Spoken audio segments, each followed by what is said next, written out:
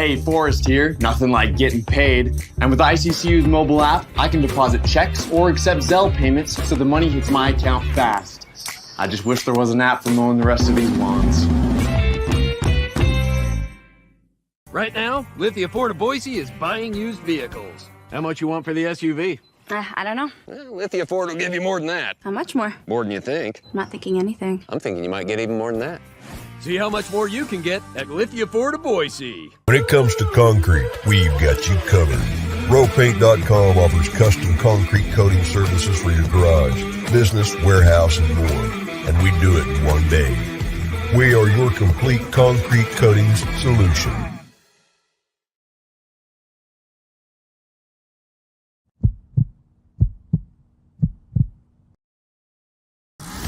Welcome to the Lithia Ford of Boise pregame show from Bronco Nation News as we get you set for the latest news, insight, and analysis as game time approaches. The BNN pregame show is presented by Lithia Ford of Boise. Check out LithiaFordBoise.com to view the full inventory of vehicles or check them out at 8853 West Fairview in Boise. Today's broadcast is coming from the Cutwater Spirits Canned Cocktails Studios. Check out one of their more than 30 flavors of pre-mixed premium cocktails at your local gas station or grocery store. Now, let's head out and join BJ Rains for the Lithia Ford of Boise pregame show from Bronco Nation News. Oh, we're having fun here at the James Kitchen and Bar. Welcome on in to the Lithia Ford of Boise pregame show. We're going to have a lot of fun here. Happy Veterans Day to all their veterans out there, and appreciate you for your service, and appreciate those families that have made sacrifices as well. And we're thinking about you here on November 11th, Veterans Day. And we're going to have some fun today. We got Kent Riddle, Brad Bedell, and right here in the middle, joining us all from Colorado, Mike Sanford. Welcome back to town, man. Hey, appreciate it. Good to be back. Tell you what, I'm around some good ball coaches today. We could coach up East Junior High with this crew right here. East Junior High would be a powerhouse. Hey, we got a quarterback coach. We got a couple tight end coaches, a line coach, a running back coach. We got everything pretty much dialed. Defense might be a problem. Yeah, defense we probably wouldn't stop anybody. Just tackle somebody. Yeah, that's all right. Let's score. Just line up, score lots of points. We'll be good. We're off and running. Yeah, we're off. There was somebody that said on there that our coach, or what it was like, the comment was the coaching staff I've assembled here. Then they compared it to the coaching staff that's over there. You're like the greatest head coach in terms of assembling a staff. This guy thinks he should be a general manager in the league now. Sometimes there's some general managers that hang out here. Oh, yeah, that's general managers. It feels good to be back. It's been a lot of fun. Just Anne-Marie and I this weekend, which has been much needed for both of us. We spent a lot of time with our 3 kids over the course of the last 10 months. So just having a chance to be back to a place that feels like home, is home. My recruiting trip here, I got to know this guy back in 1999. That's when I was recruited. Yeah, so back right when the staff actually transitioned. Yep. I think you came in 2001. I did. Yeah. So I was. You were part of the original Dirk staff. Yes. Yes. But I just realized where we're actually standing or sitting right now is on hallowed grounds. This is where the James sits, is the old Cobbies, which was like my absolute go-to. Paid for like a $6 sandwich and then stuff all of my hoodie pockets and back chips and oranges. Chips, oranges, and apples. And I'm glad that the James is still functioning. I know. A little bit west. Okay. Yeah, I might make it out there tomorrow. Like on Chinden, I think. Yeah, I don't know if they're a title sponsor for us, but I will say that I would choose the James over Cobbies, but I think if you do get a wild hair up your nose, get to Cobbies. So we're here at the James having a good time. I want to thank Barry for having us. You should have heard him yesterday when he found out where this actually was. That was a moment for you. It was, man. It was like my mind was blown. I'm like, wait, this was Cobbies? I remember that, like the ceilings, that if a guy like Brad Bedell or myself walked in, would get absolutely obliterated because the ceilings were built for people who are 5 like the sink in Boulder here. It's like the sink in Boulder. It's the same exact deal as the sink, man. You gotta have your head on a swivel at all times. But if you were part of the Boise State football program in the early 2000s, late 90s, whatever, like you definitely ate at Cobbies multiple times. I did Cobbies on my recruiting trip. Dan Filler is a little bit different. Dan Filler it was actually kind of a midday. It was a lunch between film sessions with Exactly. But it's funny, man. We were a program fueled by Cubbies. I'd come over here all the time, and I'd run into the coaches. And just so we're on the same page, there was no NIL. Yeah, there was no. You know what?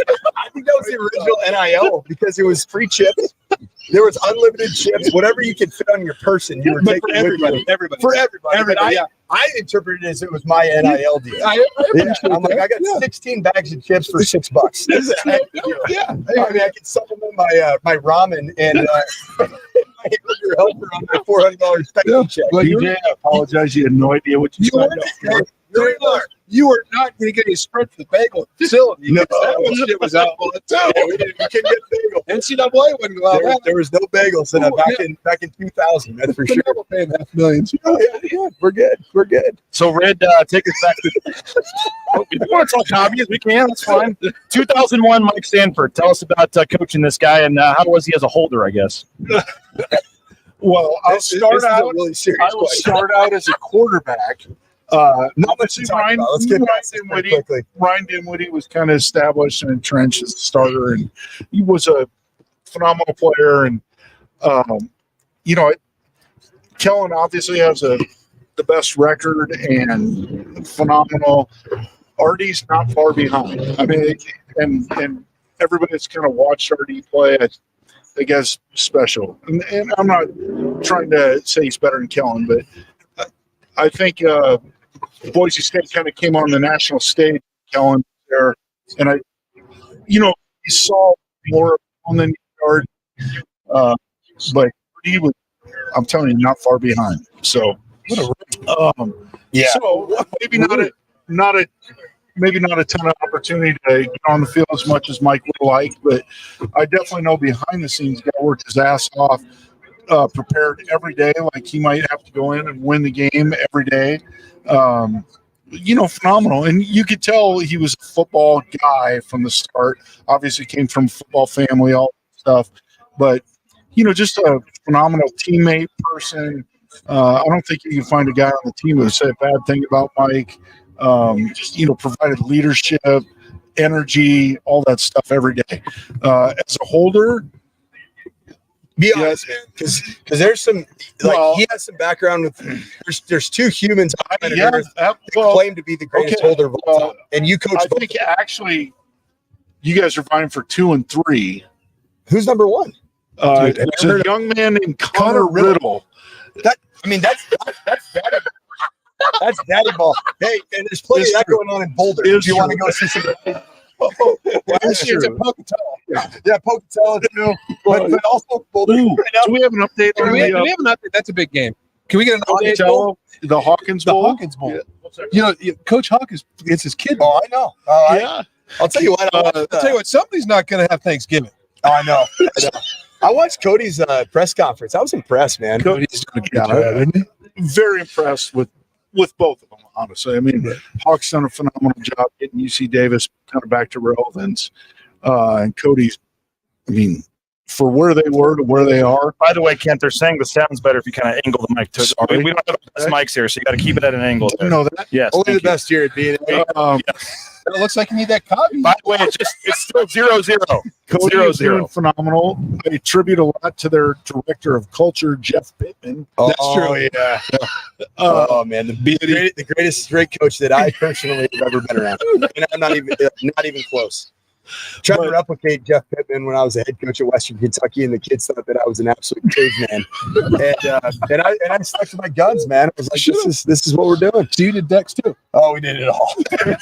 Yeah, it wasn't exactly humane, but luckily it was 2017, not 2023.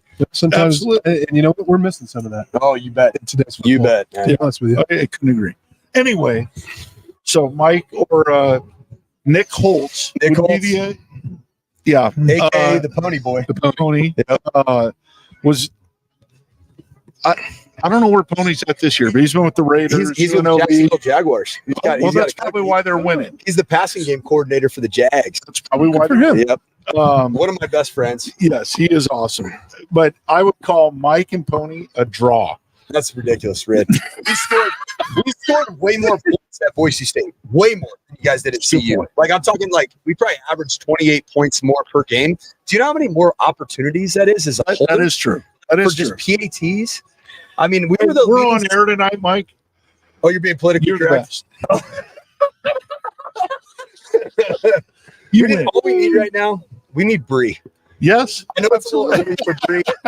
I've seen the legend of Bree game festivity. You think Bree's still in bed sleeping off last night? Probably so. Golly guy. We've had some famous folks make appearances here. Bree might be the CU game for all we know. I mean, she's from Boulder. She's from Boulder? Yeah. We'll send her weird, man. Yeah, keep it weird in Boulder. Actually, she lives next to Alexis out in Frederick. Oh, no. Let's not get too specific here. Oh, man. Everybody else knows. Now we have a safety breach here on the air. Brad, I know you have known Mike from far, but what's your relationship or what are your thoughts when I told you Mike was coming back? Oh, I think it's awesome. I mean, it also tests his character to come back to alma mater, and they also chose him, right? Raise the flag, and that's a big deal. And that's something right there where universities don't bring people back that didn't make a difference within the university football program. You can take the player out of it, right? I've been with a lot of great football players that weren't great people. You know what I mean? And being a great person, and God, just the Boise thing with back to Colorado is when I started meeting, hanging out with you and things like that. Is you bring people out because they're great people, good family men, and they made a difference between kids in the coaching world and as a player and connections through in the locker room. And when you come back, I always think it's a big deal when the university brings somebody back, and it's well deserved. And I'm happy you get to do that today. I appreciate it, man. Yeah. And honestly, I know we're having a lot of fun here on the air, but it really is. It's an honor, a tremendous honor, to be honest. Like this place was very formative in who I am today. And I think it was formative for me because of the coaches that I had a chance to be around. I'm sitting next to one right here in Rid. I had the best quarterback coaches on planet Earth in my 5 years here.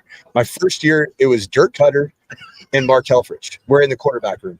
And then I also had the best quarterback room for 5 years. I mean, you're talking year one, and Bart Hendricks and I recapped it last night. It was myself. I was like number 5. It was Bart Hendricks. It was BJ Rohde. It was Josh Browse. It was Ryan Dinwiddie. And then I think about even my last year here, our quarterback room was myself. It's Jared Zabransky. It was Taylor Tharp. It was Bush Hamden. It was Legadu Nani. That's the crew that we had in that quarterback room. And it was a combination of just really good people, really competitive guys. Obviously, they had natural skill sets and athletic ability, but just awesome people. And the fact that Chris Peterson is my quarterback coach and offensive coordinator for 4 years was able to keep us and manage us to be awesome friends. That's a major tip of the cap to a guy like Pete. And I would say really this, in my opinion, that's set a standard here that has trickled down to now. I mean, everybody talking about the 2 quarterback thing here, but nobody's cheering harder for the next guy than Maddox and TG. Yeah, I mean, those guys you see it, and that's because that's what's expected of them. It might not be perfect, but those guys care about each other and they care about their success. And yeah. And I think when you watch that, and I had a chance to watch it, when you watch TV, and I've watched all games on TV this year for Boise State except for the CSU game, and I was sitting 5 rows up, 50-yard line, looking out across to the Boise State sideline, and I was really interested to see the dynamics that you don't see on TV relative to quarterbacks running in and out. And to be honest, I was fully anticipating high-fiving each other. I anticipated body language was going to be bad. It was exactly the opposite of that. Totally. Which is a testament to Taylor Green in Maddox, but I think especially to Taylor Green and to Bush, because Bush knows what it should look like. And when you're in charge of a room, and you've been in charge of many rooms, really good rooms with really good players, the guys that have gone on to play in the National Football League. A lot of being a position coach, and a really good one, is managing that room and the relationships and being a conduit for growth in that room. Yeah. And I think we are seeing that right now. And there's a lot of negativity surrounding what's going on in the quarterback room. But one thing that I want to, that you pointed out, and I want to applaud is just that quarterback room's ability to root each other on and enjoy each other's successes. And that is so stinking rare in this day and age. No question. Is that real, though? I mean, you think that's going to continue here? I mean, now that Maddox is named the starter? Which definitely could continue because they're teammates, they're brothers, they care about each other. I mean, I can't tell you 2 years from now, I mean, are all these guys on the same team? Like, I don't know about that. I'm not trying to get it. No, but I mean, yeah. But I know this for the rest of the year, it certainly will. Yeah, I get that. Yeah. Also, you got to come down as when you have that and you make that change. It's like when they went to the two-quarterback system. We talked about this weeks ago. Is conversations were had before it's announced, right? So now it's Bush's. He's got to have that meeting, and then he's got to manage the room because at the end of the day, it's winning and losing. And all three of us know Bush very well. Like, there's nobody better to let guys know that they care. They're cared about. I mean, Bush is phenomenal in that regard.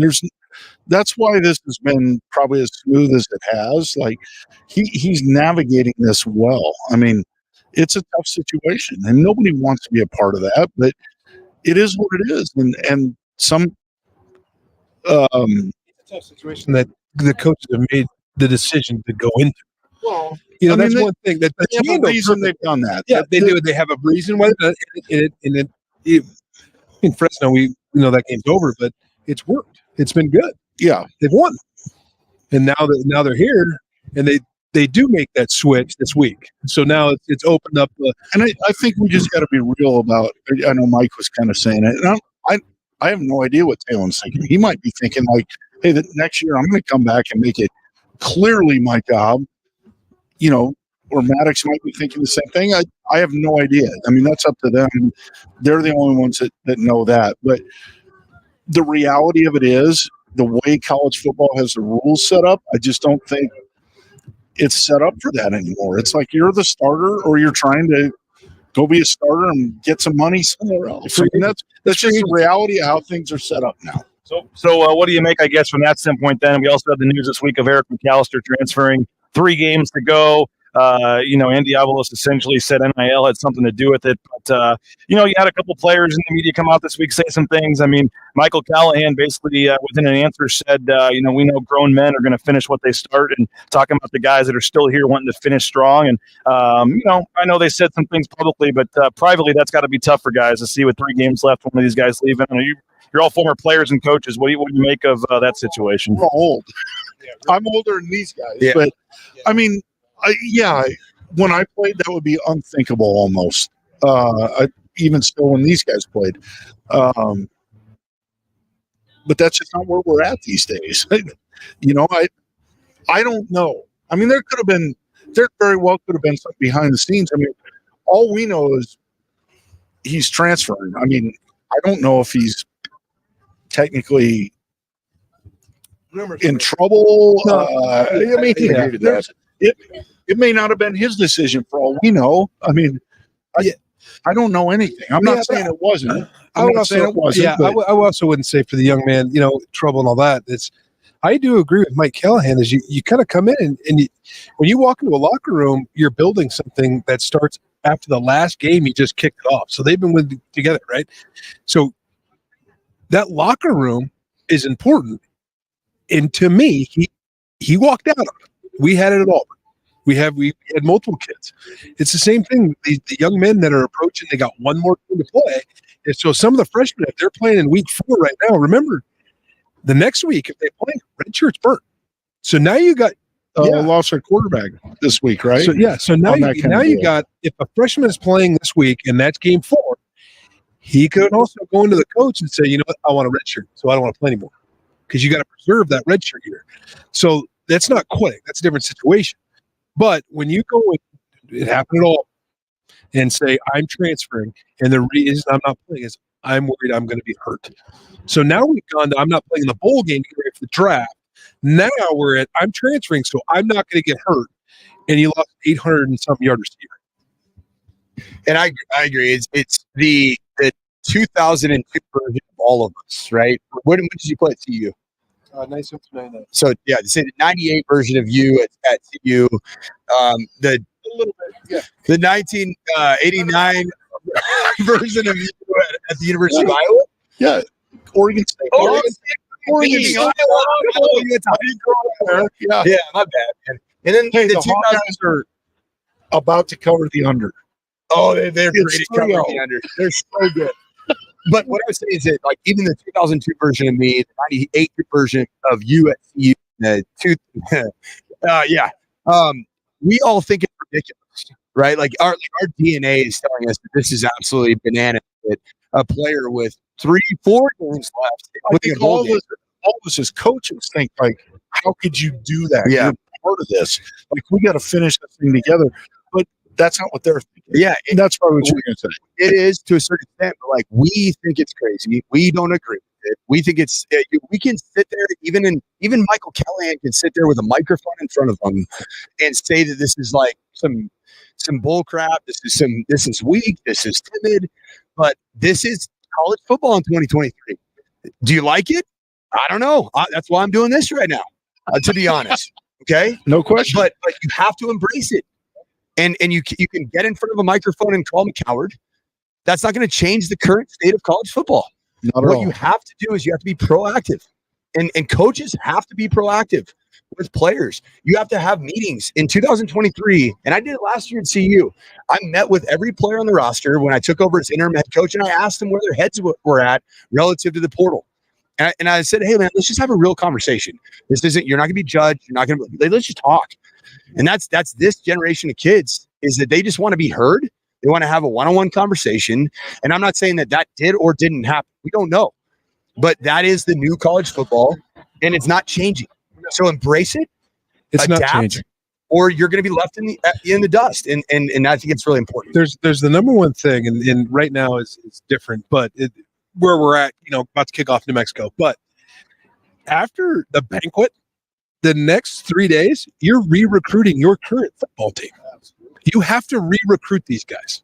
The freshman that didn't play as much as he wanted, and he was some big-time recruit. If you do not re-recruit him, he's gone. He is gone. We all come back to, we talked about Bush Handon. And I don't, this may, that team may not play well, but doesn't. If one of those quarterbacks leaves, that's not a knock on Coach Handon. May have a Hall of Famer. Ladies and gentlemen, Mr. Corey Hall. Yeah. But anyways, you have to re-recruit your football team. And then the day of NIL, you can talk about NIL all you want, all that. It's here. So the collective, all that is important when it comes to re-recruiting your football team.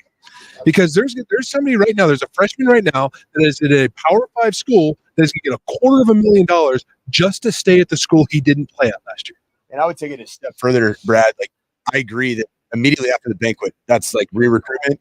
Week 6 of the season, Right. week 10 of the season. Like, I'm just being honest. Like, I've lived this, and I lived it in the place that is the epicenter of the whatever you want to call it about college football in 2023 at University of Colorado in Boulder, right? 86 new players, right? 72 new scholarship players. And even CSU has like 60 new guys or something, right? I mean, So it's an ongoing, like, and it's not, it's the position coach, it's the coordinators, but honestly, it's the head coach has to have those conversations with the critical players that you think might be on the fence, because how can you develop your program going forward if you're not having those meetings? And I think that's where it's. But I'm not playing a kid to keep a kid.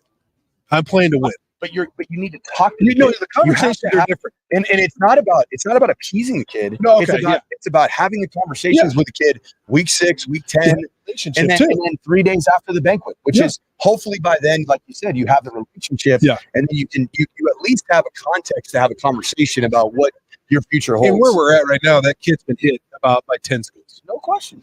Okay, I mean And that is happening. I'm not talking about the young man, the wide receiver. I'm not saying that's happening. It's I will happening never. with everybody. Yeah. If you have production at the FBS level, and particularly if you're having major production at the Group of 5 level, you are getting hounded. Yep. And it's going to run through another entity of his 7-on-7 coach, Yeah. high school head coach, whatever you want to say. So it's happening. when it goes to the DMs, that's so these schools are recruiting current kids on the rosters. I hate to say what it is, it's tampering. Whatever. The NFL got rid of this. So if the NCAA doesn't step in, it's not as real like real punishment. It's not happening. In the NFL, they take draft picks. Right. They fine like millions of dollars, and in college, the NCAA just won't do it. NCAA just made it very clear we're not going to punish any kid that on a current roster. Let's take Arizona State for example. If they were bowl eligible in that whole COVID recruiting scandal, they were going to a bowl game. Is because they don't want to hurt the current kids that are on the roster. It's not their fault that the past coach screwed it up. But this is the problem with where we're at, right? Is that it's not Auburn's aren't gonna. It's not gonna hurt Auburn. It's not gonna hurt Georgia. It's not gonna hurt Alabama. It's not gonna hurt those. It's not gonna hurt Colorado. It's gonna hurt Boise State, San Diego State, Fresno State, Air Force if they are dominating in the prep school. Things like that. Their first 2 years, they Right. still get out. You do not have something surrounding your program, either relationships or an NIL situation. They're going to get picked. It's the minor league. You want to go that way? I don't want to collect it. This is a lot of people off. But now you're looking at a kid who has 1,000-yard receiver. Here you go. Well, I wanted to continue this discussion, but we want to get to Corey Hall as well. He came and stopped by, Boise State Hall of Famer. So we'll take what I want to ask is kind of how a school like Boise State has any chance to overcome this. Like, I mean, if Boise State can't, pay $1 million like some of these SEC schools can. So, And that Boise State, I think everybody thinks about from the perspective of Boise State versus, USC, UCLA, Alabama, Georgia. Boise State's in the Mountain West Conference. Guess what every other Mountain West Conference team is dealing with? The same freaking thing. And that's who you're competing against. So how do they survive? Yeah, exactly. You got to be better. And maybe Oregon State, Washington State, which are now Mountain West teams. Yeah. Oregon State. Go back to Boise State went on the map. They put a blue field on the map. Boise State walks in, beats the shit out of Fresno State with Derek Carr, and they're number whatever team in the country. Corey's part of that team, right? Before Mike, you were there. I held some elite field goals. Awesome. Well, you know what? That's two different trajectories to programs. Well, now Boise State. This is the team. This is the next time. It's the blue turf movement right now, right? Now it's like we could take one step and become dominant again in this conference.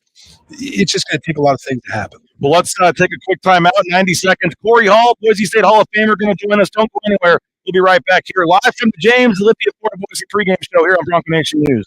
All Bronco Nation News broadcasts come from the Cutwater Spirits Canned Cocktail Studios. Check out one of their more than 30 flavors of premix premium cocktails at your local gas station or grocery store. Cutwater Spirits, perfect for your next game day tailgate party.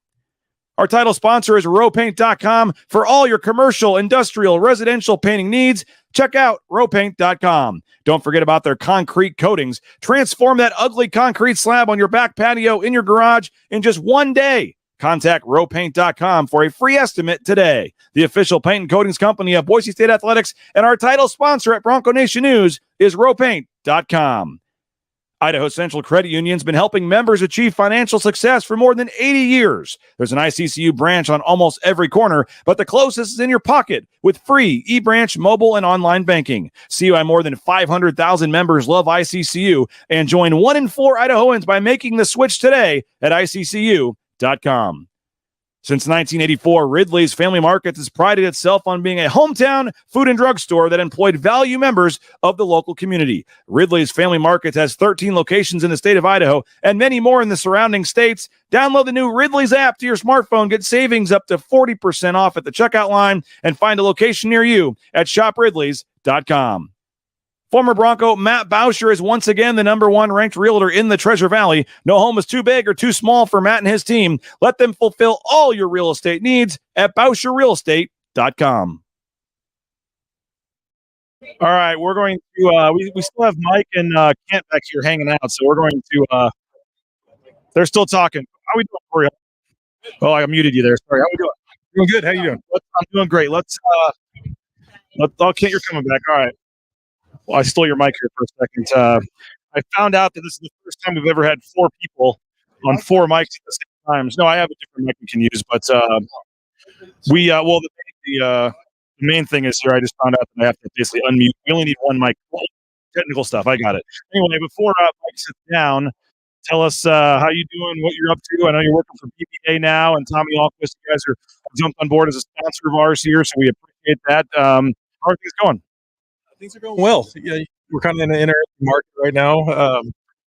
With interest rates, it's tough to get projects to work right now, but we're finding a way to continue to get things done. So it's been great. As everybody in the Valley's noticed, because there's a lot of BVA stuff going on, which is awesome. Yeah, we have some exciting projects going on, a couple things downtown, and so there'll be some big things in 2024. Tell us about your relationship with Mike Sanford. Who's Mike Sanford? Exactly. Is that the guy that held the kids? Yeah, that was me. I think that was his answer when he interviewed me for the OC job. He's like, "Who's this guy?" I'm gonna get after Mike a little bit, but every time I think about Mike Sanford, I remember he was holding on a PAT and we were gonna run a fake. Keep going, man. Keep going. He like the kicker approaches the ball and he gets up, boots out, and there's nobody there. Like he could have walked to the end zone and he tripped and fell. That was against Fresno. Yeah. So a great story on that, Red. So going back to the pony debate, that's always Pony's argument. My fake game wasn't great. That's you should have always just let me do my job, Red. My job I hear you. It was to grab the ball. But that was always Pony's argument because he ran a 25-yard touchdown. Yeah, but you know. But you're right. You were a better holder. So that game was on ESPN. It was national TV, which back in the day, in the early 2000s, we didn't get a lot of, we honestly didn't have a lot of track quote unquote national TV. That was a national TV game on ESPN, and it was cold in Fresno that night. So my grandfather, who immigrated to the United States from Denmark, still has like a really deep accent. God rest his soul, just passed away a year ago.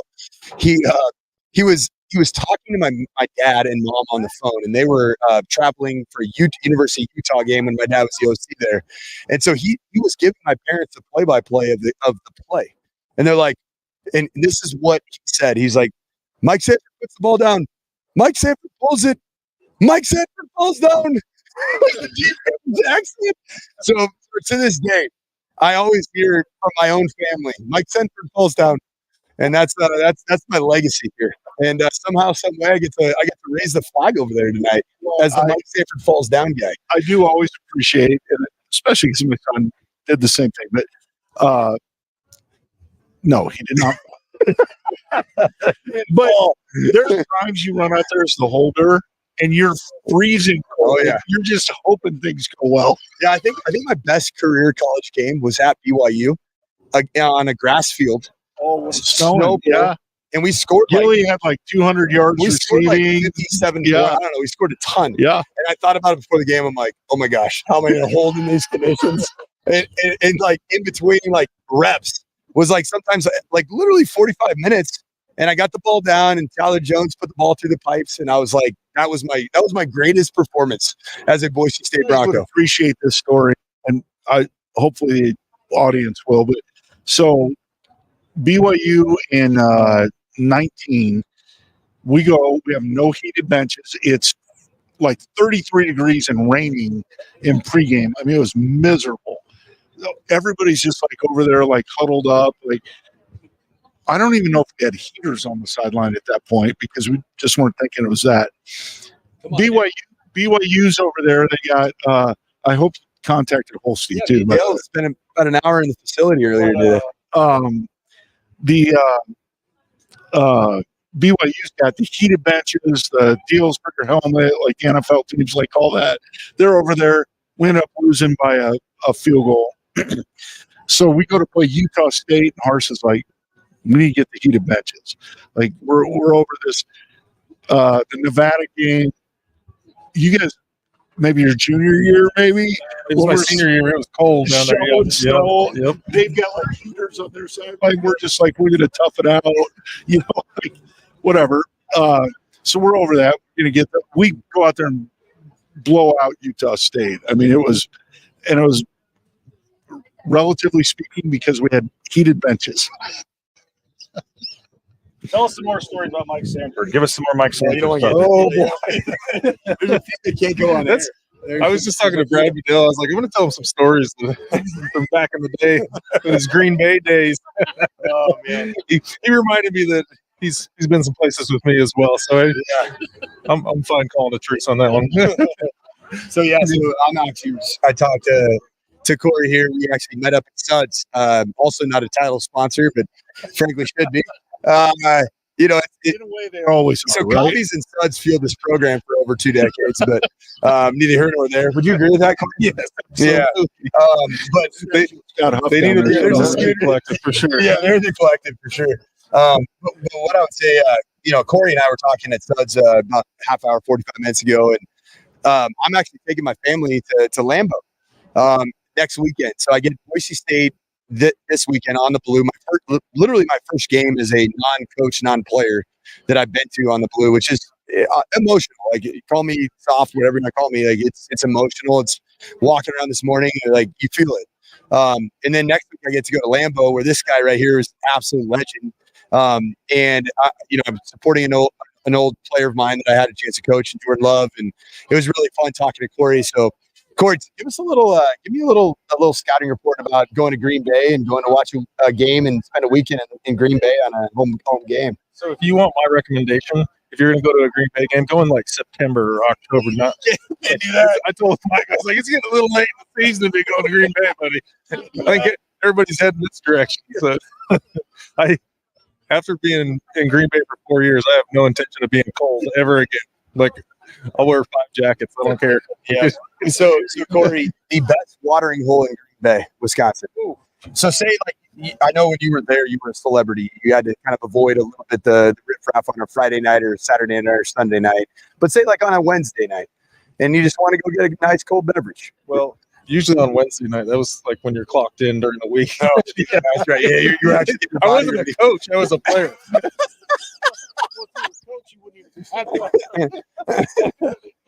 So let's talk. Is there a night? Like the king of like these little like hole in the wall bars, and they're spread over the entire, probably the whole state. Oh, yeah, it's good living, man. It's good living. Can't go wrong, right? No, they're all about the same too. Oh yeah, Cheese curd, old one, and that's the official drink of Wisconsin. Oh, really?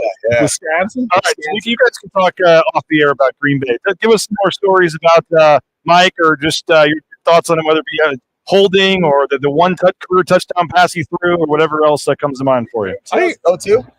No, I was gonna say that's probably the year right before I showed up. When did you? O3 is your first year? Yeah, O3. Okay. Yeah. I think the one thing about being a holder is, like, nobody really notices you until it doesn't go right. And that's very true. No, that's all of a sudden you're famous.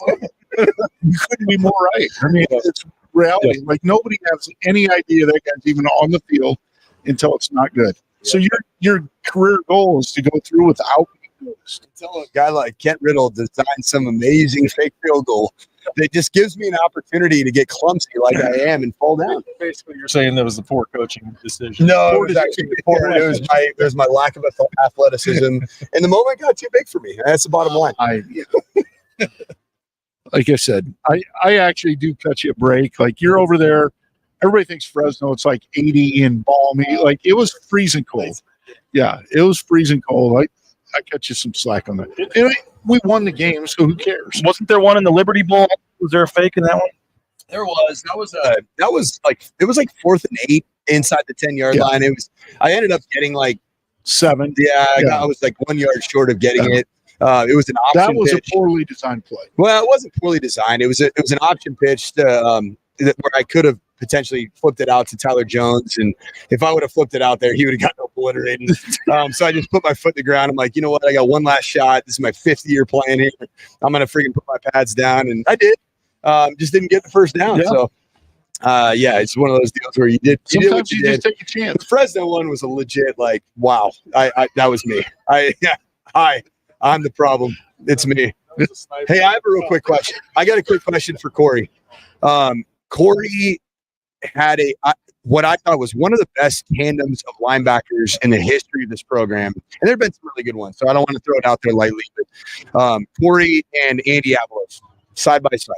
I think unquestionably the best. I mean, maybe there was somebody before 2000, but yeah, unquestionably the best. And you guys were teamed up for two years as starters, and I just remember watching the two of you. I'm like, we're different than everybody else we play, especially in our conference. Give us a little bit of insight into just playing with Andy, right? His personality, his leadership, his traits, and then also just kind of, he's a guy that you went to war with for 2 years. Yeah, I know a lot of people are getting after Andy right now, but like for me, that like the Andy that I played with, and he's one of those dudes that everybody on the field respects him, and he was like a mentor type person, and throughout my career, and coming in as a freshman, I remember trying to figure stuff out coming from Glens Ferry. Like I didn't even know what pass coverage was, right? And so he just handed you the ball every time and then said, go get the ball. Nobody threw the ball down in Elmore County. So, but no, it was a great experience for me, and learned a lot from Andy. And like you said, we had a really good defense that year, and some good linebackers. Unbelievable, especially in practice. But even when we got to games, like these two guys knew what was coming. No Cumber Stallions in there. No Michigan stuff.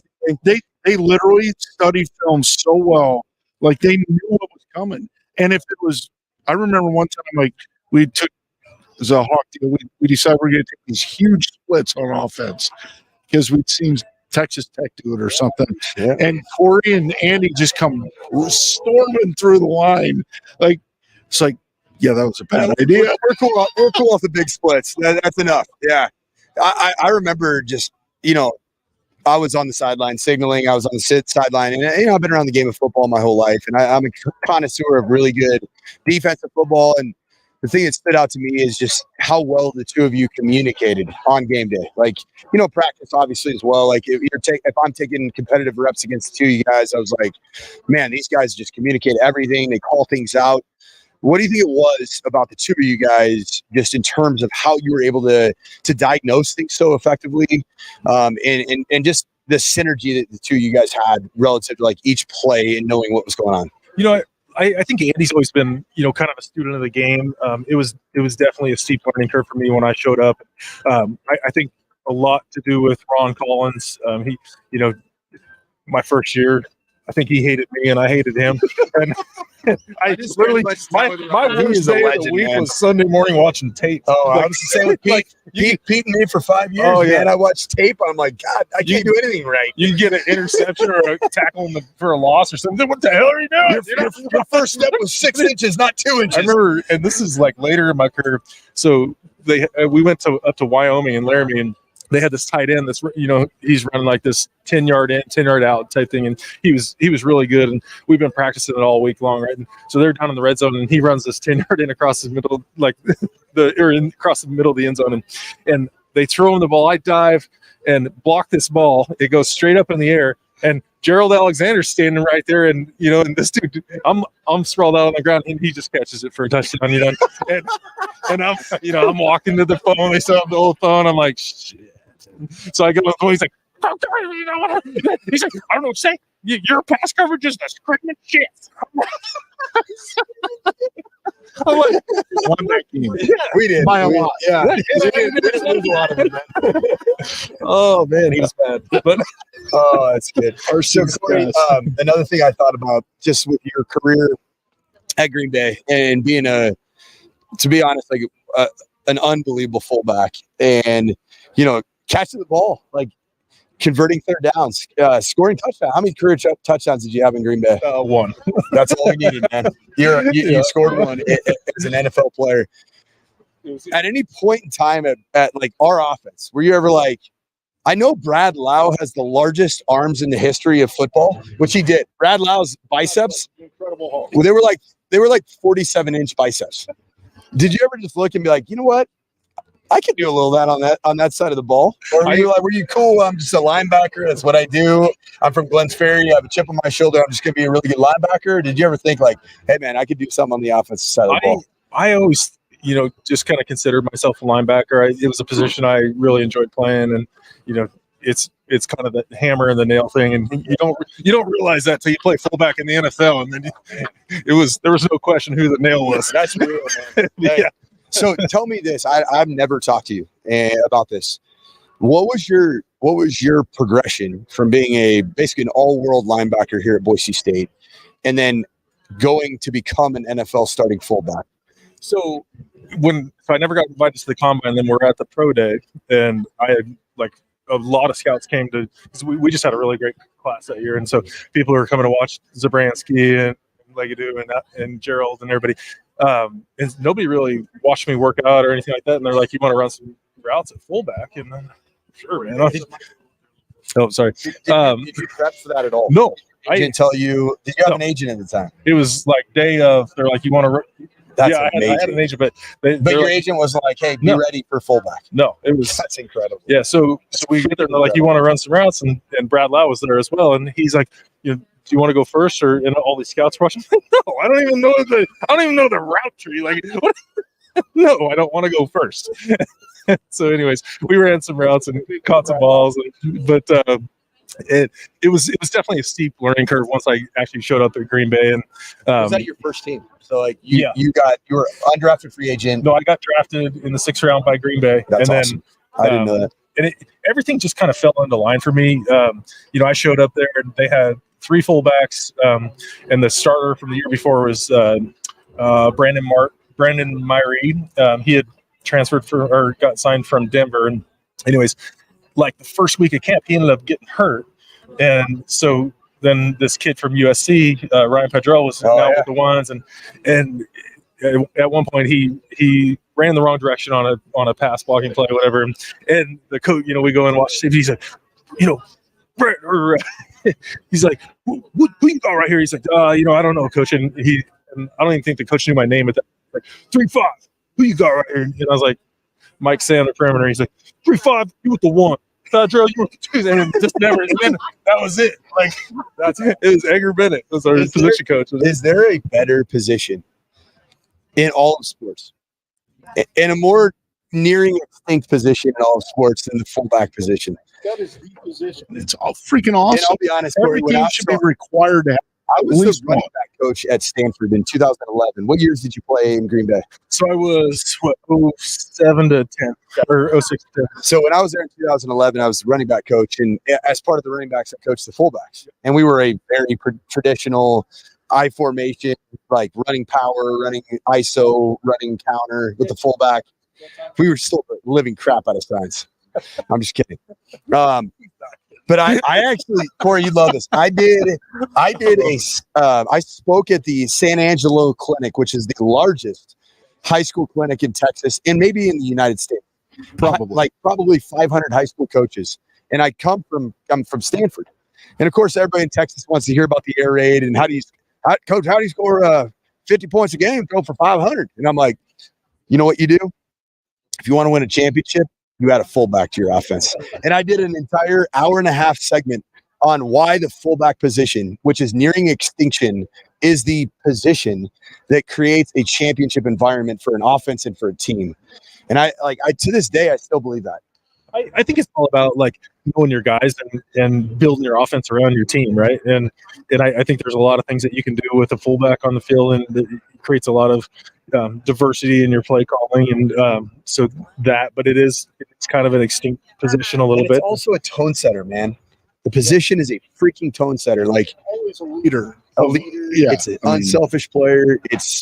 Obviously, like you were heralded here at Boise State, but like then you go to Green Bay, like very unconventional arrival into a place like Green Bay, and then the place like to this day, I'm gonna go and like when we're in Green Bay next week, I'm gonna talk about like I just sat down with Corey Hall and everybody at the bar will buy me drinks. No, you're gonna get that. This is Corey Hall. No, I promise you they won't. That game they will know exactly who the heck you are. And I just want to laud you on that, man. I should say this though. There was a major debate when Corey came to camp. We were full contact at a camp at that time about whether it should be a running back or a linebacker. Well, Mike McCarthy clearly is a lot smarter than you guys because John Collins really just won the battle because we actually thought we really did. We thought like this guy's like 4C or we had such a good group of running backs at the time. I mean, you had D. Mike, David Michaels. Exactly. Your first year, D. Mike was senior year, and Brock. And Donnie Heck, and Lee Marks. Yeah. The list kind of goes on, but Antoine he ended up Carter becoming might have been a on the team four-year at the time. I mean, we were kind He of was a loaded. 4-year Brad starter Lau, at linebacker. You have Ian come on yeah. board and Dog Yeah. food. yeah. So Remember dog food? Has anyone heard about dog food? probably not. I completely forgot that story. I did not. Yeah. I don't listen. If people want to talk about me falling on a fake field goal, I'm not gonna let anything slide through the cracks. So the story goes, a long tradition here at Boise State is the rookie talent show, or the what do we call it, the skit night or skit day or whatever. Oh, the one that we did in the locker room was bananas. I won't even go into that. I won't even touch that. However, there was a young freshman. It's for the whole world to see, actually, on all streaming devices. But the one that I really remember, I remembered another skit pretty well, another talent, if you will. But the one I really remember was that this freshman running back from California comes up with a beanie on. He has that he knitted, and then it continued. NIL issue. And then continued to knit and sold in the parking lot on game days, which it was amazing. It was Before he shut him down. No NIL shut him down, man. point. So Ian Johnson comes up, and we didn't know anything about this guy, right? You remember, it's like, who is this guy? He was a weird dude. He was a straight cat, man. So The tightest shirt ever. oh yeah, which he was clearly ahead of his time, you know. So Ian Johnson shows up, and he's like, ho hum. He's like, I don't have any talents, and we're like, woo, everybody's booing him. He's like, so I'm just gonna eat dog food.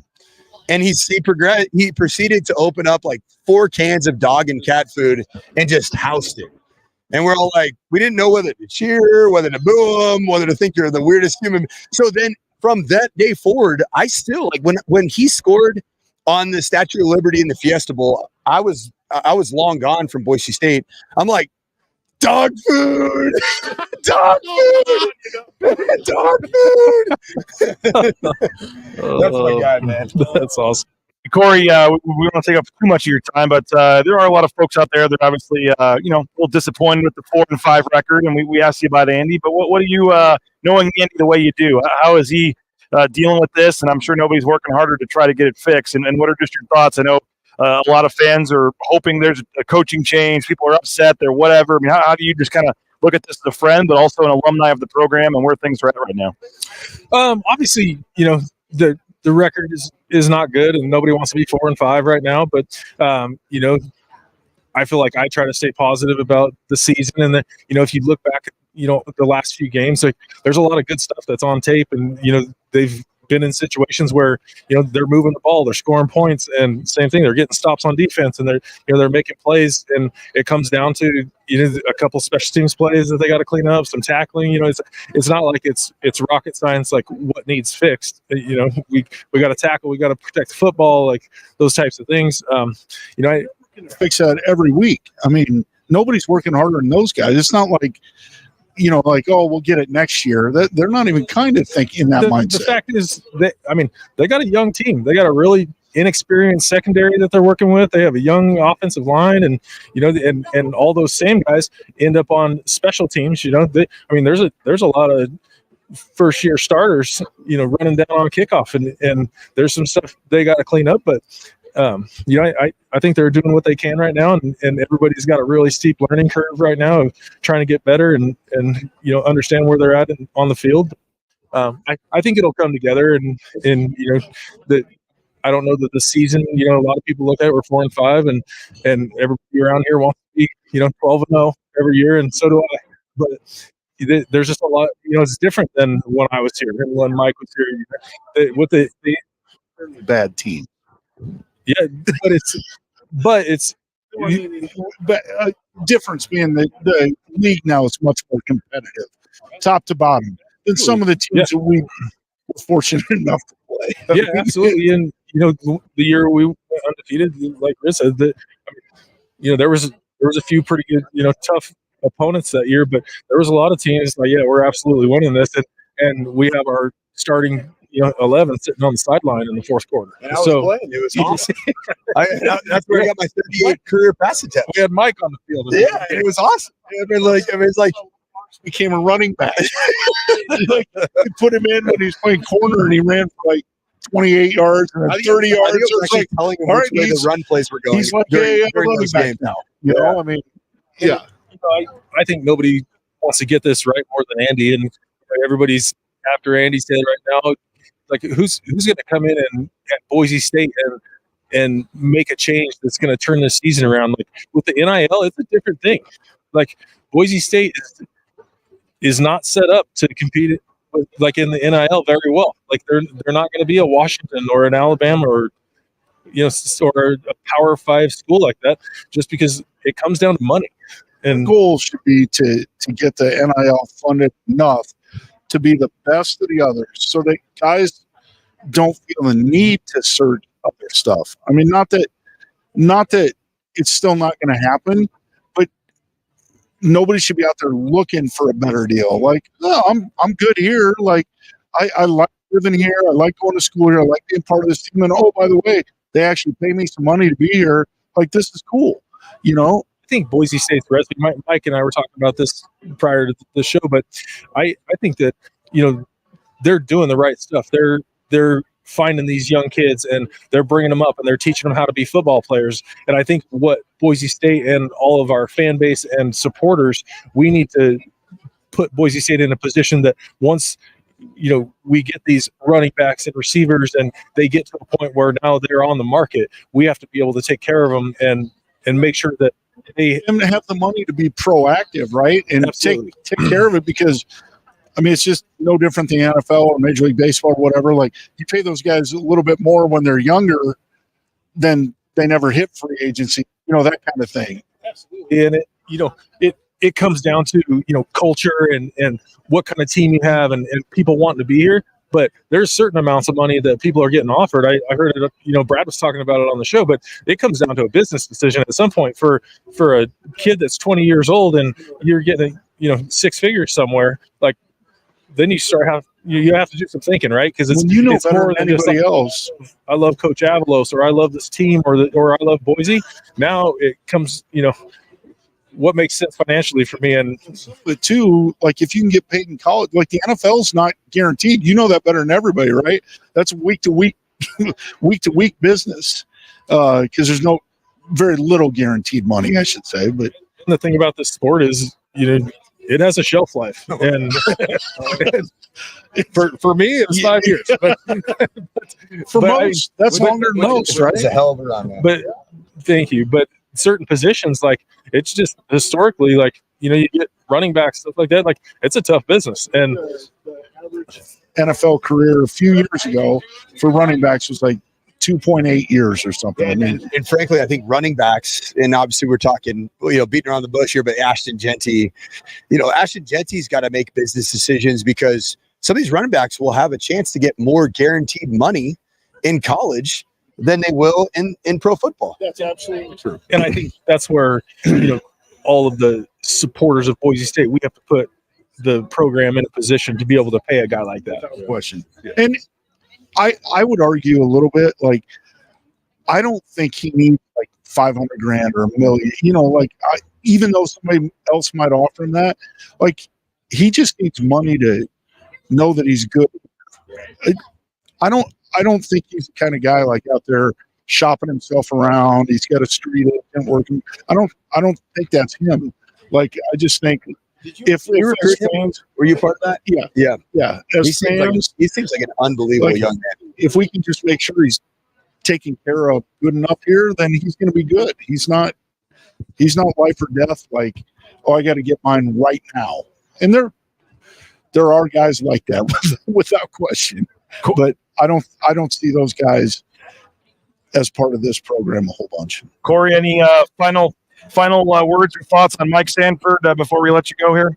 No, I think one thing on, just with BSU where we're at right now, and it's going to be unpopular, but the one thing I would say to our fan base is just, trust the coaching staff and trust the players and trust the program, and it's going to get right. I was thinking back throughout my career and my second year. So when I was in Green Bay, the first year we went to the NFC Championship and lost to the Giants at home. And the second year, Aaron Rodgers' first year starting, we were awful. And we Like, we didn't even make the playoffs. Like, everybody knew we were going home as soon as the last regular season game was over, right? But that was with Aaron Rodgers. And, 2 years later, we come back and win a Super Bowl. So there's things can happen fast. And I think that Andy's going to get it right. And I don't think getting rid of him is the right decision. I think that we need to stick with it and let this team develop. And I think they're going to be good.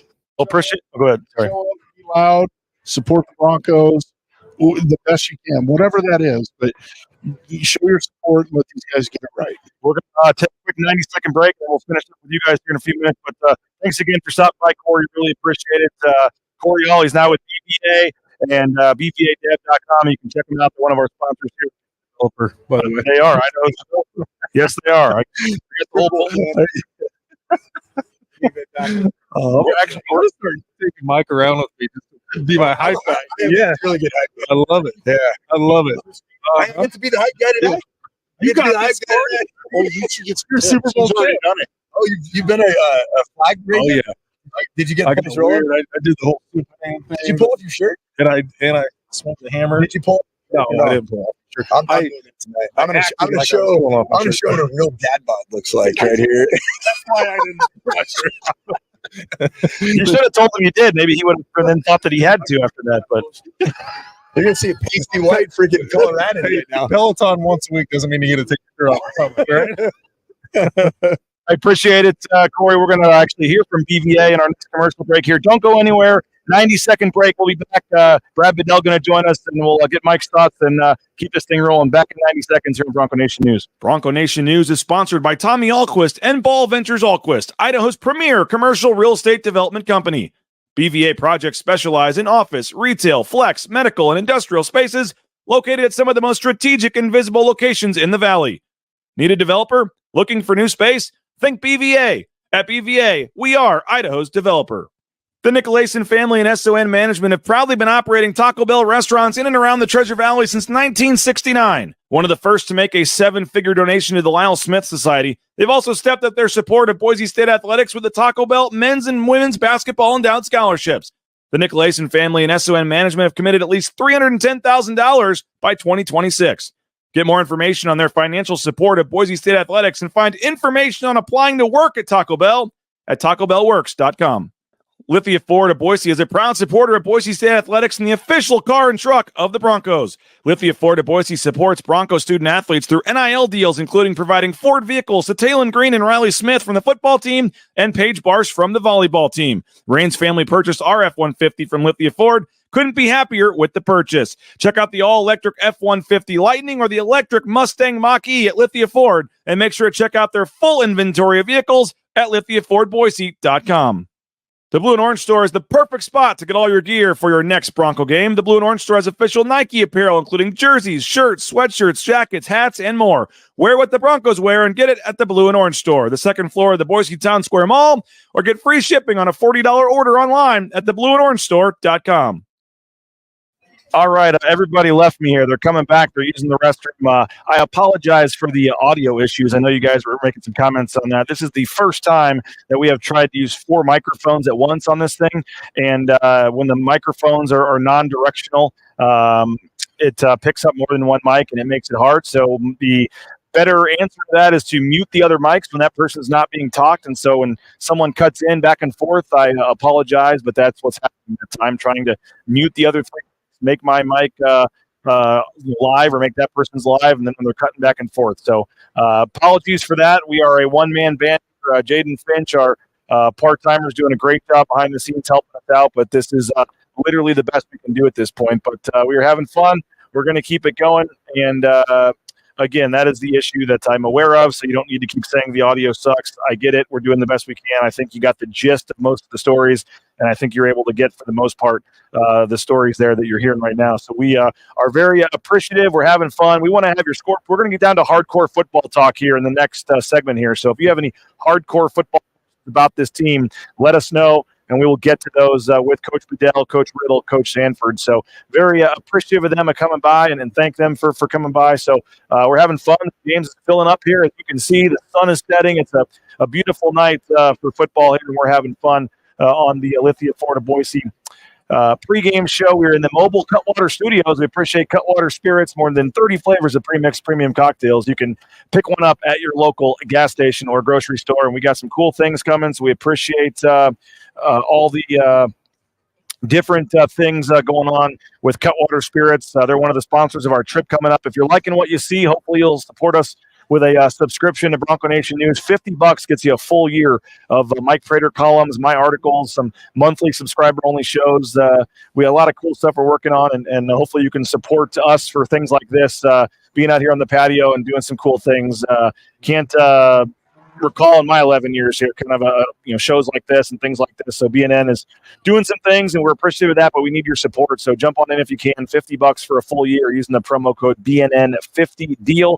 And with that, we announced our contest. You can win a private jet trip for two to San Diego for the final regular basketball season game of the season. So all yearly subscribers are eligible. Private jet, BNN jet.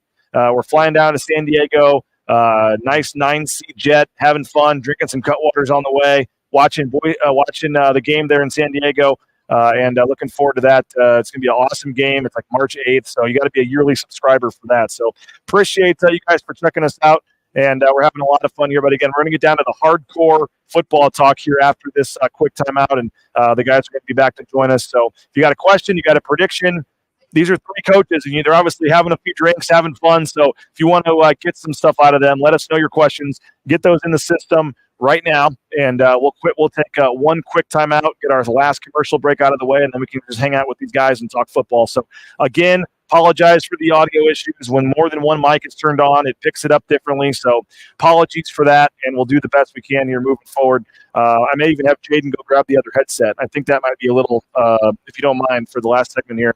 The other head, or you know what? We got 20 minutes left. We can make it work for tonight. But on the post game show, we'll have the extra headset. You're not going to want to miss the post game show. Come on back for the post game.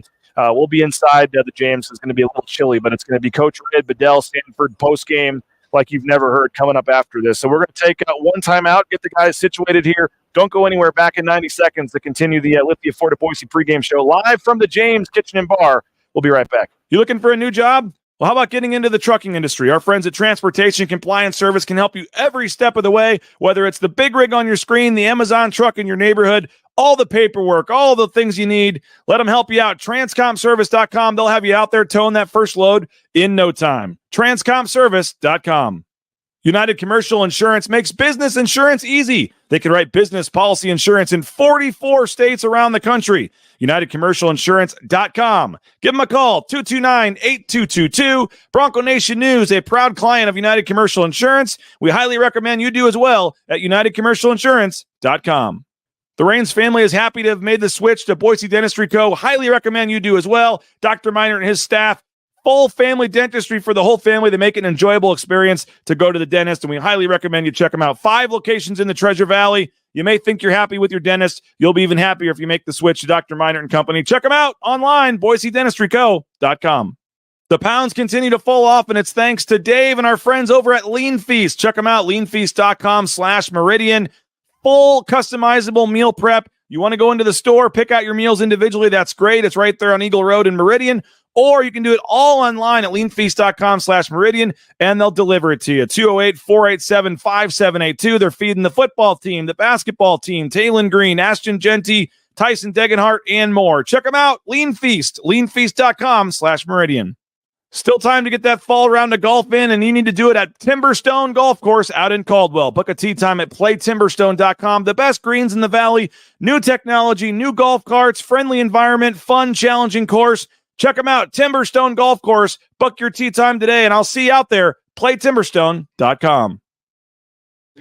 Mike, who we got here, Mike?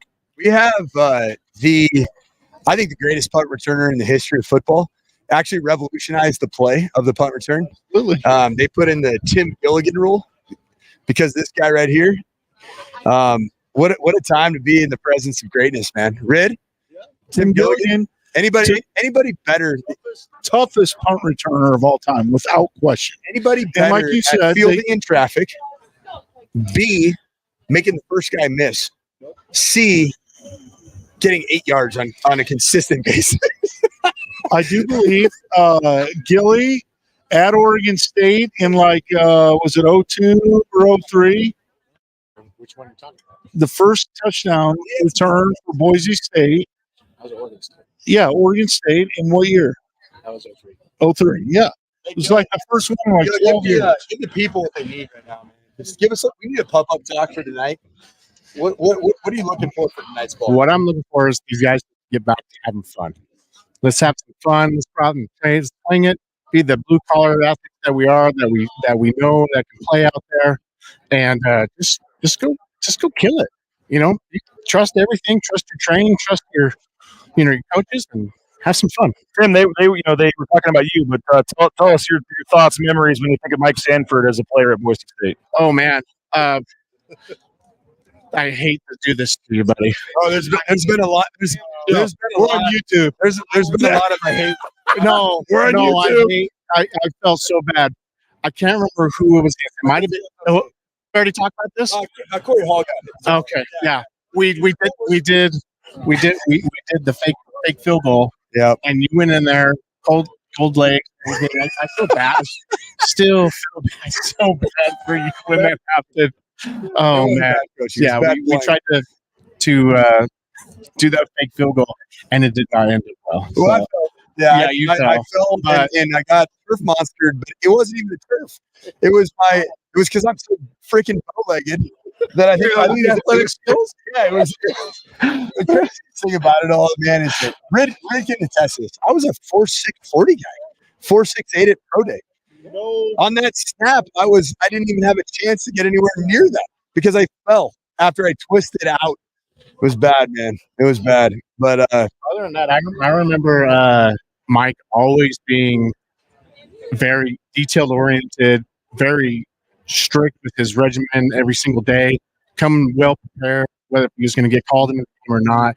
That was one thing I always respected and loved about Mike was he was always ready. He was always ready if his name was going to get called, his number was going to get called.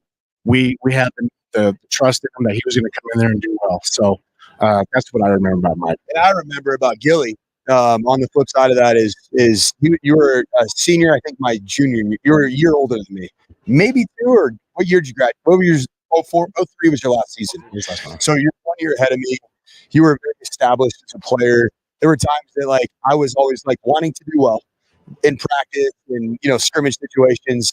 And Gilly was a guy that would always come up to me and always encourage me and I loved throwing balls to you. I just loved it because your energy, your reciprocation, I felt as a quarterback, your energy, your belief in what we were doing, and you were always so encouraging. So man, I really appreciate that, dude. A lot of love.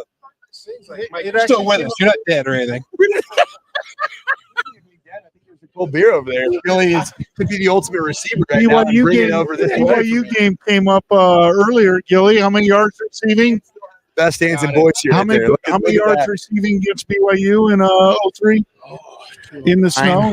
Not that I remember or anything. Yeah, it was 209. That came up earlier too. Oh, that was part of the conversation. It's because the Elko, Nevada. He was used to playing in wind and Nevada connection. Chris Carr and the Cavender twins. Yeah, you had it going, man. You had it going. Awesome, man. Hey, thanks for stopping by, man. Appreciate it. We're going to finish up, and you guys can chat after we're done here. But appreciate Tim for stopping by. Brad, you've been kind of getting the scene inside while we were talking to Corey Hall. What are your fans fired up for this one? So I saw some fans trying to give their tickets away. We got a nice crowd here at the James. What do you make of just what the crowd could be tonight and just the atmosphere? Cold late night, but a game that Boise State, if they want to get to a bowl, badly needs to win. They need to win it, right? I mean, you got to win it because the last two ain't easy, especially with Utah State. But tonight, I think anytime you walk into Albertsons Stadium, you need the crowd. It doesn't matter if you're playing Weber State or Idaho State or Fresno, to be that matter. But they need the crowd. They need to come in. You need to establish the run game, which has been their bread and butter all week. And then, let's be honest, Mexico's not great. They're 71st in the country in a lot of things. They're the bottom third in the country in a lot of things. So you expect a dominant performance, right? And for people to sell the tickets or not come to the game, it's an opportunity to, regardless of what you think of what's going on, or what you like and don't like, at the end of the day, it's about the kids. It's about the players. They feel it. It doesn't kid, hell, I've been fired. You've been fired. We all been fired, right? Just some of us more than others. But at the end of the day, the kids, the players need the fans, regardless of what you think about the situation that you like or don't like. I said that before. Now, you better come out and dominate early. Do not give these guys a hope, because if you give anybody hope, they can sneak up and bite you and beat you. And I would assume that is the rallying cry for the New Mexico coaches. Hey, this ain't the same Boise State. They've lost at home. They're 4-5. Like this is your time to go beat them. Without question, that's what they're telling them. So you gotta take that out of them right now. From the opening kickoff, you can't let them believe they got any hope. Agreed. In some retrospect, make them one-dimensional.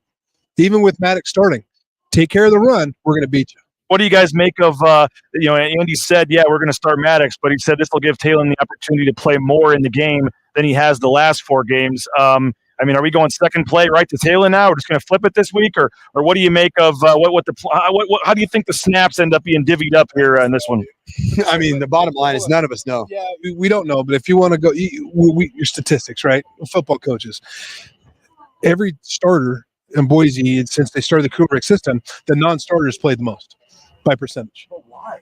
Like I'm trying to figure out the why of that. I don't know, but it's Talon Green now is a one. I mean, that's the one thing when you come in statistically, which I'm really excited to see. And Rid, you're going to 100% agree with me.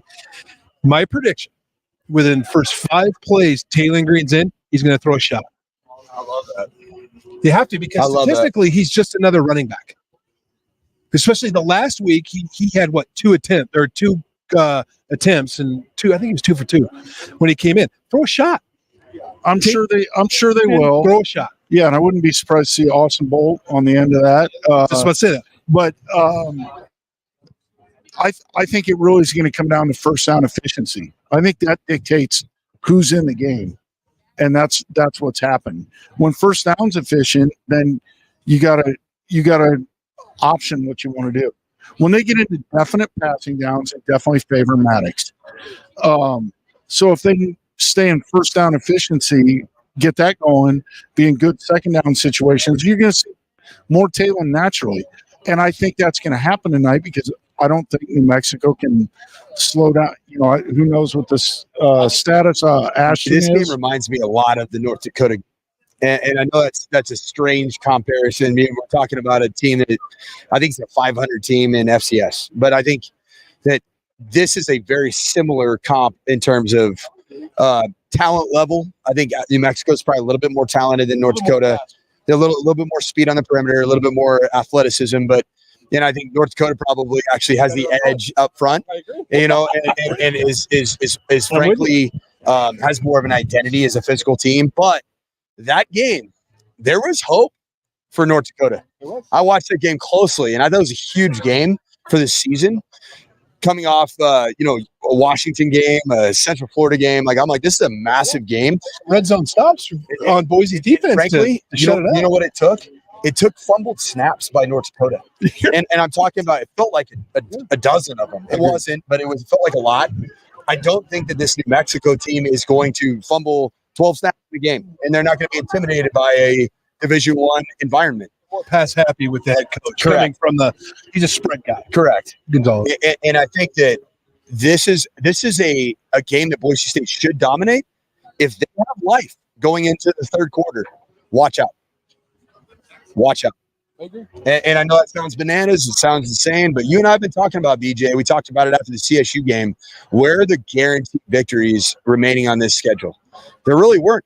Wyoming, I didn't think was anywhere near a guarantee. In fact, I actually thought Wyoming was going to come here and win.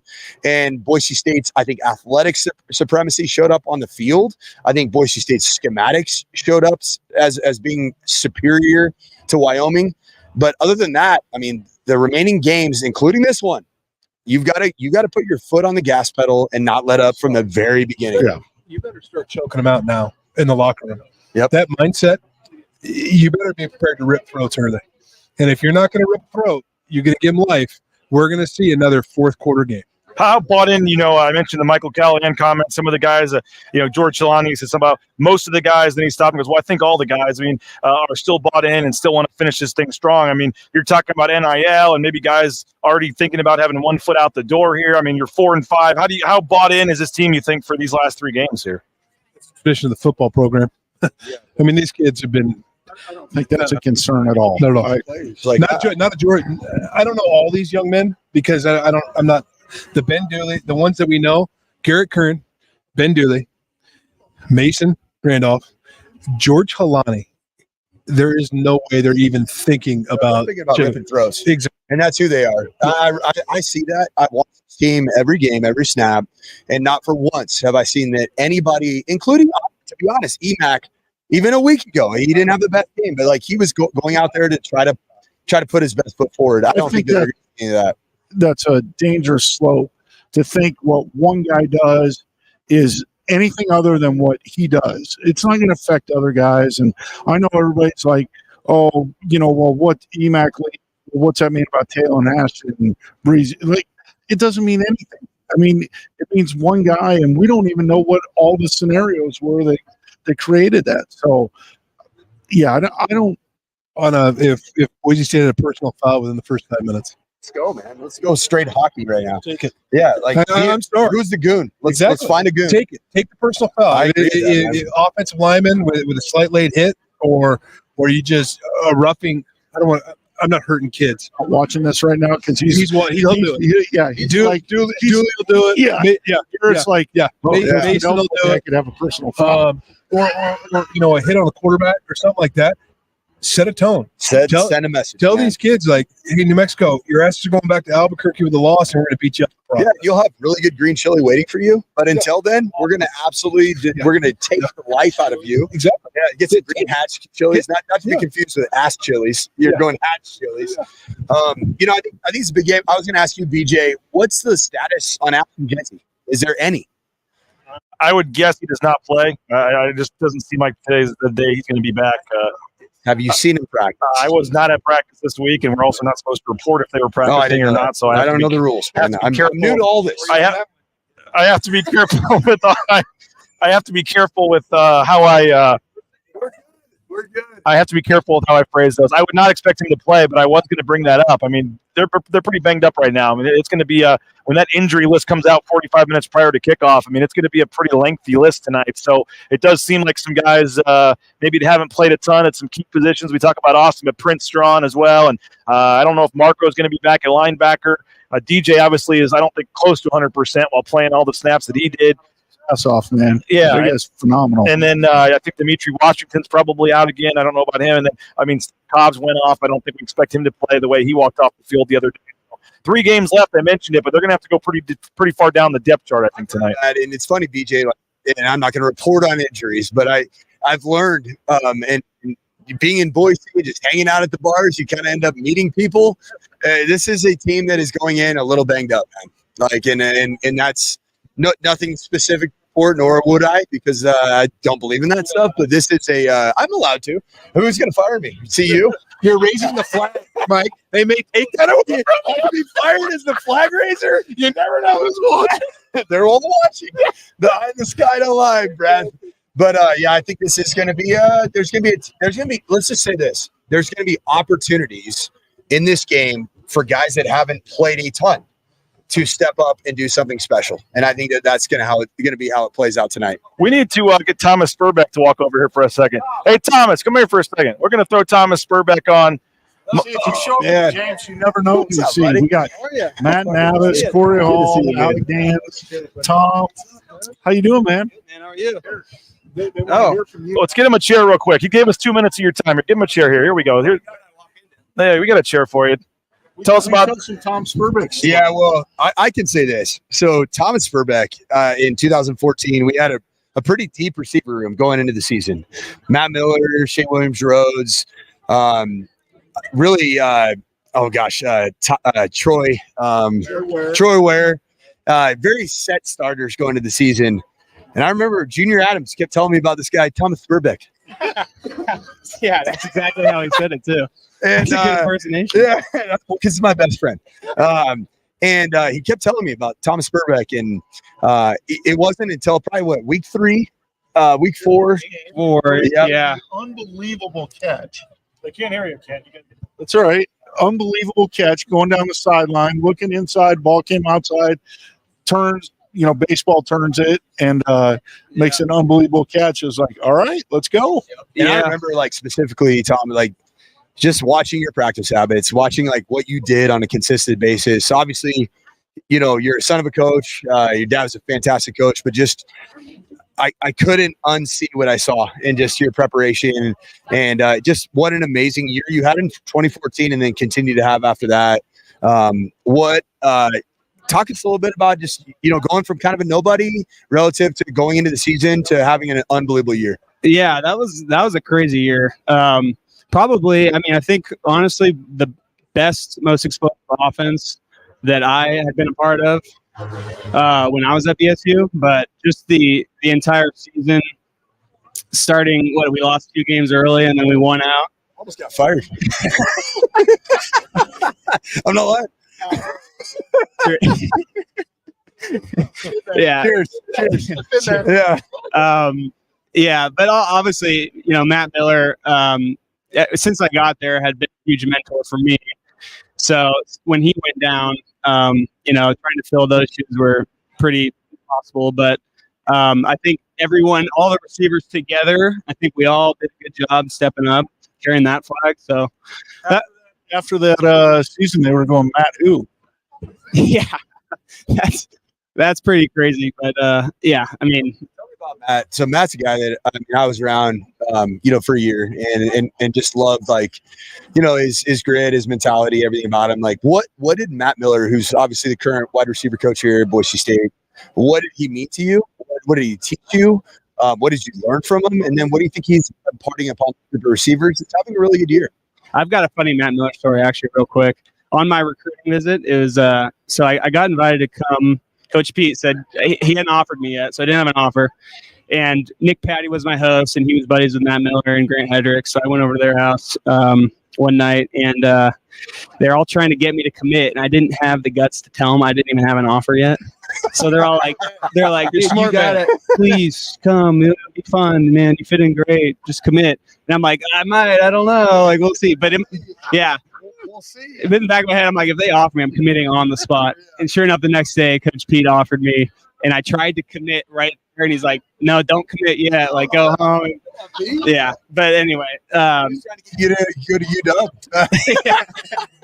He's like, actually, just kind of slow your roll. Let's see what happens. Let's play this thing out. But just hanging out with Matt, even on that visit. And obviously, I had known about him prior to that. He was coming off a really big year, and just hanging out with him casually and him being like a normal person and just like a buddy to me was huge and had a big effect on me committing. And then when I got there, he always looked out for me. He always took the time to tell me what I was doing wrong, what I needed to do better, help me with the playbook, I think was a big one because I ended up not redshirting. And a big part of that was me kind of diving into the playbook early, which was his advice. Yeah. So he had a huge effect on my career. And, I'm sure he's preaching the same thing to those guys right now. What about this guy right here? What was he like as an offensive coordinator to work with? Oh, man, it was a blast. Coach Sanford was the way, the energy you brought to the meetings and the walkthroughs, I always thought was huge. I remember this clip. I don't know why, but I think on TV we did you decided to go shirts off for a walkthrough or something. San Diego State game. And I have this image burned in my head of you on the sideline, just during the walkthrough, and Ryan Finley next to you. Just a pale white Ryan Finley next to you. And I just can see that image. They all popped the top, man. I think it might have been Drinkwitz popped the top first. And then it was tarps off, but it was pretty fun. Anyway, and ESPN, I didn't know this, but ESPN was filming our walkthrough. That's why. And then they showed it on ESPN. There's a picture of you, I think, standing next to Finley. Yeah. And I had an atrocious dad bod then. I mean, I've actually it was terrible. It was bad, pasty, just amorphous, it's no form. Is this why on really cold games? And is this why in really cold games Pitt has the players come out shirtless? That's been going on for 20 years. Oh, okay. Yeah, that's. I didn't know if you started. Are you the originator? The real thing that happened is, because the O lineman always, Matt Navis did it back in 98, 99. The real reason is that happened, Thomas, is that the offensive line started the chant in the huddle before our first play of the walkthrough outside. It was "Take it off, Sanford. Take it off." Boom, boom. Do you remember that? And so they were going for like a minute. Finally, I just popped the top and just wore it. Whistle on, visor on. You beat the brakes off them, didn't you? Oh, not really. We won. San Diego State was real that year. 3 scores going in, or right before half. Do you remember what route we ended up figuring out? What route that just? I don't remember. I remember scoring right before half. Chair. It was the under route. Over and over. We ran chair to the number 2 receiver, and did not stop. I think that's what we scored on right before half. Yep. Red chair. Yeah, that's right. Yep. It was the chair. That was the chair game and the JJ game. That's all we did. Hand the ball to Jay and throw the chair concept, which is a corner. We've been talking about all these fakes. Like that was. Oh, the fake, yeah. Fake was dialed. I probably blew it. Santini, yeah. Yeah, and it was negative 9 degrees or something. So clearly I don't have an excuse. I was in Fresno, but so what are you up to today? What are you up to these days, man? What's life looking like for Thomas Spurbeck?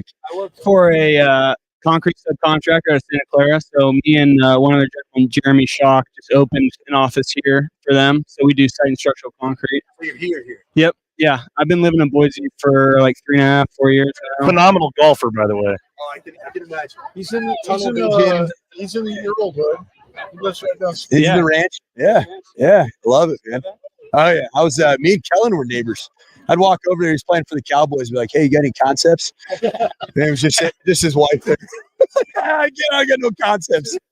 Thomas, before we let you go, give us one quick thought on just the team being 4-5, and I know fans are unhappy. As a former player, it's got to be tough to see where they're at right now. What's just your take on the state of the program?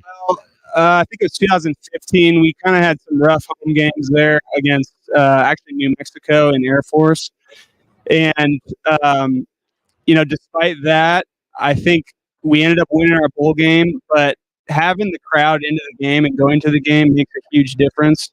So, obviously this isn't the season that everyone wanted for Boise State, but it sure does help when the fans come out and cheer on the team, and it makes a big difference to the players. So, continue to support the Broncos despite their record right now, and hopefully they get a win tonight. Appreciate you stopping by, man. Thomas Spurbeck, thanks, man. Appreciate it. A legend. Yeah, I think he's a first ballot Hall of Famer. If I have a vote, which I don't, because I only had 38 career pass attempts, I'm voting this guy as a first ballot. You're doing something tonight he hasn't done. I don't think yet. Raised the flag, so we got to be in my place. Yeah, so I don't know why they gave it to me. I think it's because of you. I don't know. We're working back channels, but this guy right here is the one that deserves to do it. So, Thomas, you're the best, dude. Yeah. Well, let's get some final thoughts here before we get out of here. I appreciate your guys' time. This has been a lot of fun. Brad, we'll start with you. Just final thoughts on the game tonight, where the team's at this point in the season, fighting for a bowl game. Just any final thoughts? Well, obviously, he just said it. Disappointing record right now. Starts tonight. He's gone. Andy said 1-0. Needs to be 1-0. If they start out slow, we're looking at a 4-quarter game. Okay, and the problem is, we said it before, if you give New Mexico hopes, you're in for a long evening. In my opinion, I think you got to win this one. They're favored by 26. You got to win this one. To get bowl eligible, I think you have to win this one going to Utah State on the road and with Air Force coming to town. That's my feeling. I think you got to win this one to hope to get to 6-6. Any final thoughts, Mike? Let's go to Kent first. Kent, final thoughts on the game, the season, anything you want. Yeah, I think all these guys, you can't imagine the work they put in every day, all day, every week. So for these guys, it's a great opportunity. They're excited about it. They're going to show up. They're going to play. And I would guess we're going to blow them out tonight. I really would. I know we're down some guys, but next guy up is going to step up, and we'll probably find some new guys to be cheering on tonight. For them, they get a chance to finish the season strong. That's always a big deal. And I think tonight's a great way to get some momentum rolling. And yeah, am I a homer? Absolutely. I mean, no question. But yeah, I think these guys will be fine.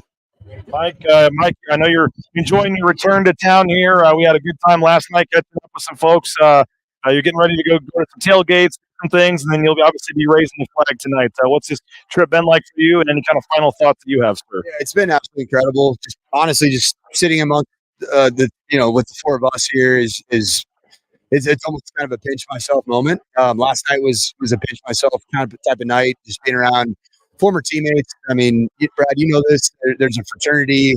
You go back to CU. You feel the same thing, man. And I think that this is such a special place. I love this place. It has been the kind of weekend where my wife and I showed up, and you realize just how much this place means to you. And the people is what made it such an incredible place to be at. I think this game tonight, I'll tell you what, me, I'm a kind of like a toxic optimist, if you will. I think that we're gonna find out a lot about who the next crop of Boise State football stars are going to be, because I think that this team is playing with a whole heck of a lot of youth and an experience, particularly tonight.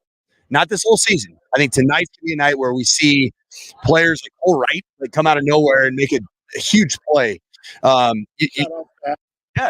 Carlsbad, California, right there. But we see players that we haven't seen to this point. And I think when a guy like Eric McAllister enters the transfer portal, there's a whole lot of human beings in that locker room that are just licking their chops because they know that tonight is an opportunity in front of what's going to be a great atmosphere. To have 33,000 or 31,000 tickets sold for a 4 and 5 team in a group of 5 school, guys, that's not normal. That's not normal. Like I coach at Western Kentucky, and when we had a bad record, I won't say the record, it wasn't good.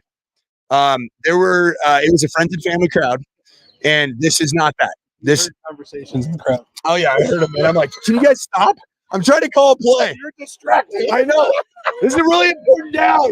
Even Boise State, we played some games where you could coach from the press box. Oh yeah. Hey, you got him. But this is going to be a great environment, and I think there's players on this roster that haven't contributed.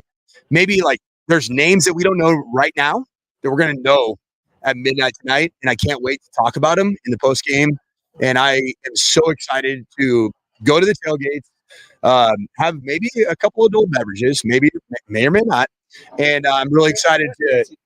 Fancies you. And I'm really excited to raise the Blue Cast flag and do everything that I can within this 41-year-old dad bod to get this place freaking fired up to go play a football game, because I think the crowd's going to make a big impact on this game. Suffocate them early, get them out of the game early, and then we roll and we'll cover. We don't, watch out. I mean, I seriously really appreciate all you guys for coming. Enjoy this time, Mike. It's a once-in-a-lifetime opportunity, literally, to raise the flag and pump up the crowd and be down there on the sidelines. So enjoy it. We're going to get some video of it that we'll have ready for the post-game show. We'll get your technique on what I don't know if you have any plans on how you're planning to pump the. Take it off. Take it off. Can I pop the top? There's no top. That's top. If I pop the top, will I go down in infamy? Or say I pop the top and we win by a 50 burger. I think that I might get invited back. First of all, if they get a 50 burger and you pop the top, you'll be here for Air Force. Oh, and I'll be back. You make the straight skin today, and the hips around the midsection. Yeah, I probably should have gotten a little tanning bed discussion because I can only imagine if that happens. What Andy and Bush and some of the coaches, like, they're just going to kind of be going. Oh, they'd be like, "This guy is an absolute freaking moron," and frankly, I am.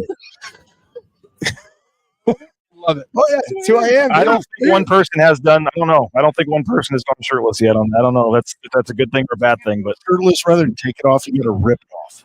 I don't know if I can. This new dry fit materials are really hard. I know this guy named Dale over there. They could probably come up with a T-shirt for you, just for the with a little slit. Yes. I don't. If I'm going to rip it off, I want to do it organically. I want to go straight John Cena. I don't want it to be kind of a prefab. I'll tell you what, if we did that, there would be gifts. Would you respect me? look at who you're talking to. Of course I would. I would respect you. You'd be like, this freaking guy is a clout chasing son of a. I believe the term is nice looking young lady over here checking you out. Oh, we gotta. That means it's time to end the show. If she's hanging out here, she's ready to keep drinking and partying. So we'll I guess we're all intrigued now. We have to wait and see what happens with the raising of the flag. But seriously, enjoy it tonight. Appreciate all you guys for coming on. We'll attempt to, if we can, on a shorter version, do a 30-minute, 45-minute post-game show about midnight probably. But we'll meet back over here for James. Hopefully, a lot of good things to talk about. But yeah, been a lot of fun. We're going to turn the lights off so we don't blind these people anymore as they're trying to enjoy it. But thank you to Kent. Thank you to Mike. Thank you, Brad. Awesome time. I know the fans have really enjoyed it, and it's been a fun time. So that'll do it. Lithia Ford of Boise pregame show. Again, full coverage, BroncoNationNews.com. And then after the game, we'll fire up the postgame show inside the James where it'll be a little bit warmer. But it's not bad, actually. It's a perfect night for we go postgame out here under the stars. And I think Bedell, Rains, and Sanford all pop the top in the postgame, baby. Yeah, let's go.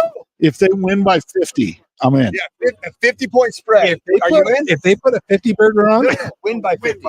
I'm in. Oh, yeah, win by 50. Tune into the post. I don't know if I can subscribe to that. I don't know if I can do that, man. Are subscribing? If we could promise like 20 new subscribers out of it, maybe I would, but I don't know if we can. If Riddle and Bedell and Sanford pop the top, we'll give you 1,000 new subscribers. I mean, there'll be people tuning in from Singapore. Yeah. And then you need Micah Virgin as the plan. So you have to win by 50. Yeah, win by 50. We will be back here in the room. So 74-25. That's nothing. My wife do that all the time.